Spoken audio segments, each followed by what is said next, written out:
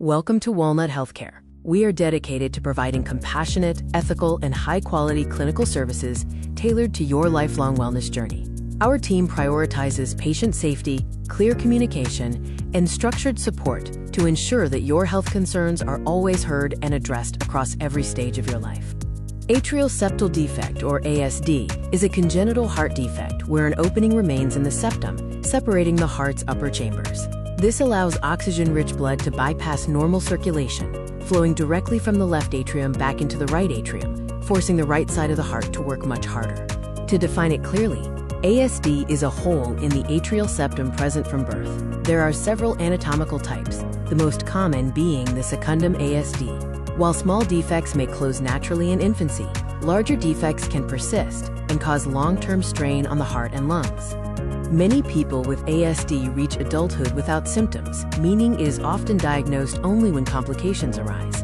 Potential late complications of undiscovered ASD include heart enlargement, dangerous arrhythmias, lung hypertension, and an increased risk of stroke. Late discovery matters because undetected defects allow chronic complications to progress silently. Chronic blood flow overload can permanently damage delicate lung vessels. Once pulmonary hypertension becomes severe, the medical window for safe repair may close entirely, making early detection vital. If an ASD is found late, the first step is a complete cardiology evaluation.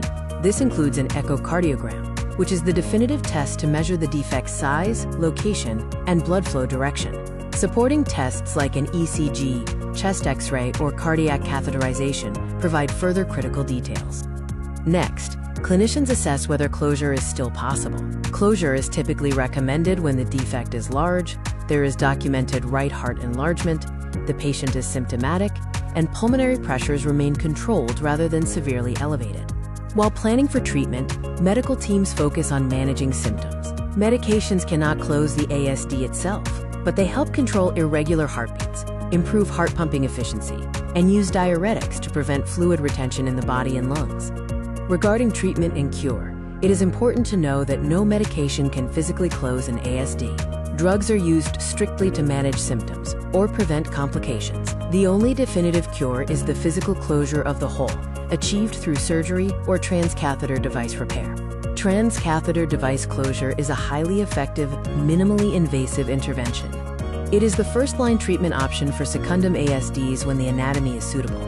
By using a specialized catheter delivery system, doctors can guide a closure device into place, permanently sealing the defect and offering a faster recovery. Surgical closure becomes necessary for specific ASD types, such as primum or sinus venosus, or if the defect is too large or poorly positioned for a device.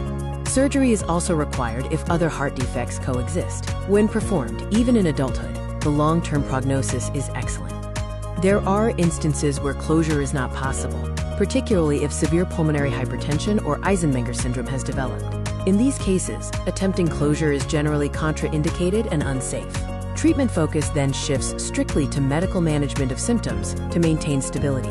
After successful closure, the long-term outlook is generally very positive. Most individuals go on to live normal lives with no activity restrictions. Regular follow-ups with a cardiologist remain essential, and while pregnancy is usually safe post-closure, it is higher risk if a large ASD remains unrepaired. For a practical next step, if an ASD is discovered late, prioritize a detailed evaluation by a specialist in congenital heart disease. The decision to proceed with closure depends on the type, size, heart enlargement, and pulmonary pressures. An echocardiogram is the primary tool for determining your best path forward. In summary, ASD is a hole in the heart's septum present from birth. Modern medical imaging enables earlier detection and clinical management. While untreated large defects pose serious risks, minimally invasive, standard treatment options provide effective closure and a promising long-term outlook for most patients. Moving on, this video details the 4 primary types of atrial septal defects, categorized by their specific location in the heart wall. These include secundum, which is the most common, as well as primum, sinus venosus, and coronary sinus defects.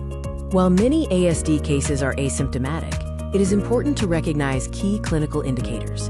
These may emerge over time and include shortness of breath during activity, persistent fatigue, irregular heartbeats, palpitations, or physical swelling. For families, understanding how an ASD affects a child is vital. Small defects often have no symptoms. For larger ones, the main concern is excessive blood flow to the lungs, which, over time, can cause damage to the lung blood vessels. Regarding children's daily lives, most can participate in normal activities without increased risk. Following a repair, your pediatric cardiologist may recommend brief activity modifications, but long-term restrictions are typically unnecessary for a successful recovery. In adulthood, if a defect persists, repair remains highly beneficial even when diagnosed later in life. While small openings might not require intervention, large defects are typically closed via open-heart surgery or interventional catheterization. Ongoing care focuses on preventing rare long-term complications.